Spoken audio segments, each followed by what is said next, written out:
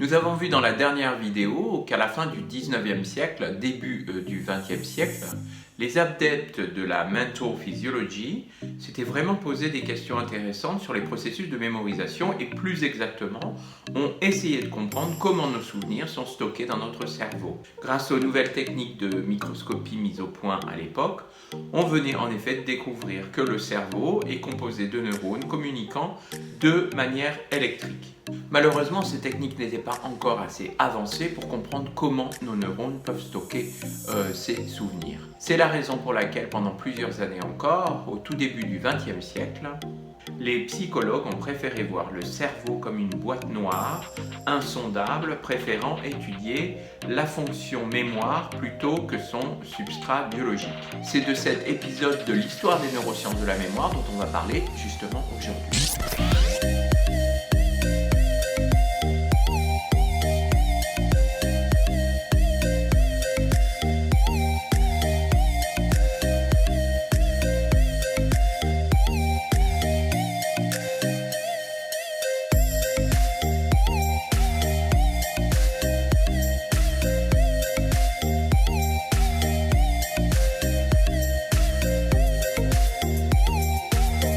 On peut dire que deux écoles, somme toute opposées, ont contribué à garder au début du XXe siècle ce concept de boîte noire pour décrire notre cerveau.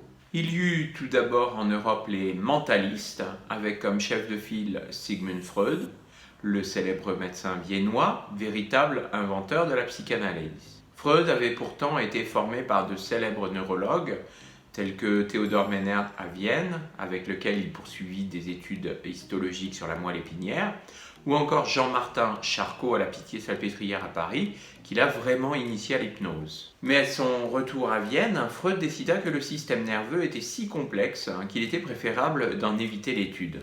Freud et les mentalistes voyaient dans le mental la cause de toute action et défendaient l'introspection en tant que méthode d'accès à la compréhension de l'esprit, sans pour autant s'attacher à comprendre le substrat biologique de celui-ci qu'est le cerveau.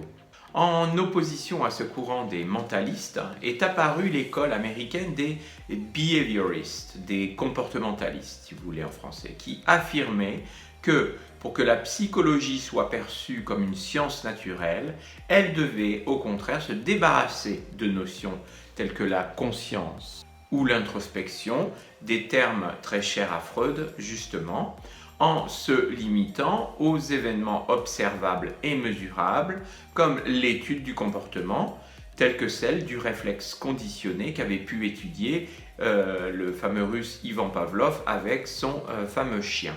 Au cours des années 1890, Pavlov réalisa une expérience sur la fonction gastrique du chien en recueillant grâce à une fistule les sécrétions d'une glande salivaire pour mesurer et analyser la salive produite dans différentes conditions en réponse aux aliments.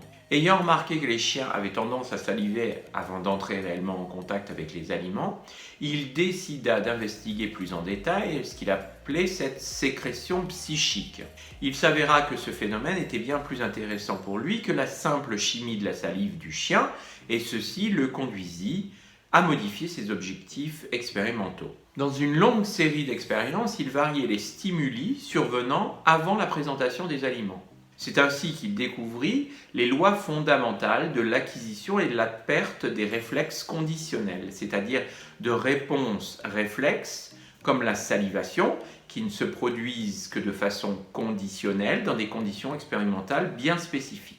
Pavlov avait ainsi pu observer que le bruit d'une clochette, qui était avant conditionnement d'aucune signification pour le chien, devenait, après présentation répétée et simultanée de ce bruit de clochette avec la pâtée du chien, le stimulus qui provoquait par lui seul la salivation de l'animal.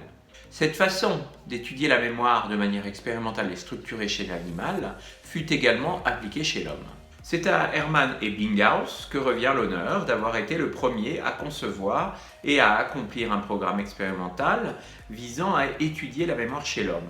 En 1880, Ebbinghaus publia les résultats de ses travaux qu'il avait accomplis sur lui-même. Ebbinghaus apprenait des listes de syllabes sans aucun sens particulier, et se tester à différents intervalles de temps pour mesurer à quelle allure il oubliait ses syllabes. C'est ainsi qu'il généra cette fameuse courbe de l'oubli qu'on retrouve dans tous les manuels consacrés à la mémoire. Ebbinghaus avait ainsi pu clairement observer qu'on oublie tout d'abord assez rapidement avec les minutes qui s'écoulent, mais que finalement on arrive à garder, passer 1 heure, passer 60 minutes, certes un faible pourcentage de syllabes à brise, mais celui-ci est gardé assez longtemps en mémoire, et ici en l'occurrence sur ce graphe pendant plusieurs jours. Cette courbe de l'oubli fera dire à d'autres tels que William James, dont on a déjà parlé, que la mémoire peut en fait être subdivisée en mémoire primaire et mémoire secondaire, qu'on appelle de nos jours mémoire à court et mémoire à long terme respectivement. L'une fragile et déclinant assez rapidement avec les minutes qui s'écoulent, alors que l'autre est beaucoup plus stable. Ces concepts nous rappellent forcément les notions de mémoire actuelle et mémoire potentielle, beaucoup plus anciennes et esquissées par Platon dans son Thé et Tête, comme on l'avait vu dans la première vidéo. Mais ce qu'avait pour la première fois fait Ebbinghaus, c'était de quantifier ces phénomènes de mémoire de manière scientifique en décrivant courbes et formules mathématiques pouvant expliquer notre façon de mémoriser. Au début du XXe siècle, les behavioristes firent de même pour la mémoire animale, mais toujours en se concentrant sur le comportement observable et en mettant bien de côté toute analyse de la pensée à l'origine de ce comportement ou du substrat biologique supportant celle-ci. Après la Seconde Guerre mondiale, néanmoins, un nouveau courant de pensée est venu s'opposer au behaviorisme.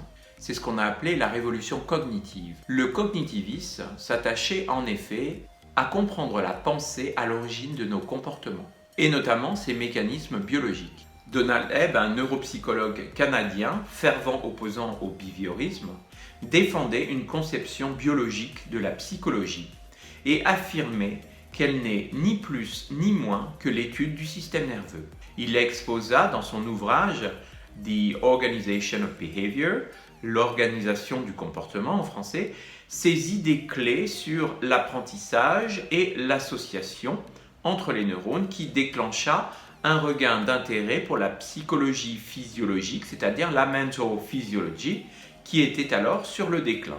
Hebb s'inspirait bien évidemment des travaux de Ramon y Cajal, qui considérait que chez l'adulte, les neurones n'ayant plus la capacité à se diviser, les processus de mémorisation pourraient dépendre de modifications structurelles au niveau de la connectivité entre ces neurones. En effet, jusqu'à encore très récemment, dans les années 90, on pensait en effet que passé l'adolescence, nos neurones perdent leur capacité à se diviser pour en créer de nouveaux. Alors on sait aujourd'hui que ce n'est pas tout à fait exact puisqu'on a découvert que dans certaines régions du cerveau, et même jusqu'à un âge très avancé, eh bien on peut créer de nouveaux neurones.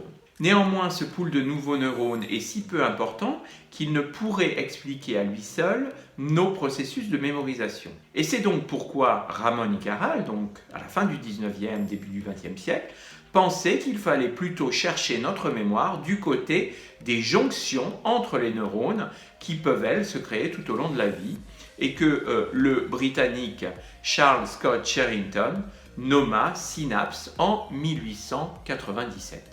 Hebb formula ainsi sa célèbre loi qui porte depuis son nom.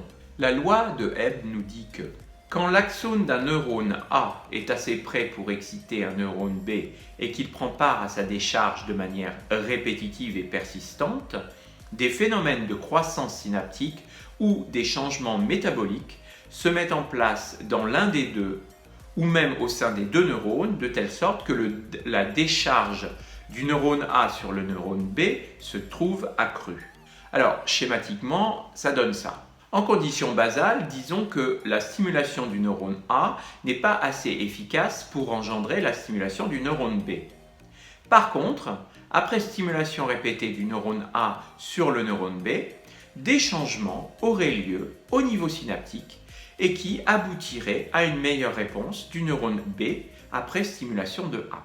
Alors tout cela nous rappelle évidemment William James qui disait « Quand deux processus cérébraux élémentaires ont été en activité l'un en même temps que l'autre, le premier qui revient tend à communiquer son excitation à l'autre. » Mais l'histoire retiendra que c'est Donald Hebb qui a lui expliqué comment ce processus pourrait s'opérer au niveau neuronal et plus exactement synaptique. Néanmoins, cela ne restait qu'une loi complètement hypothétique. Encore fallait-il la démontrer. Et nous allons voir dans les prochaines vidéos comment les scientifiques, au cours du XXe siècle, ont essayé de démontrer cette loi de Hebb. Si la vidéo vous a plu, n'hésitez pas à vous abonner, d'activer la petite cloche pour être notifié dès que je sors une nouvelle vidéo. Vous pouvez également laisser des petits commentaires ici en bas auxquels j'essaierai de répondre. Salut!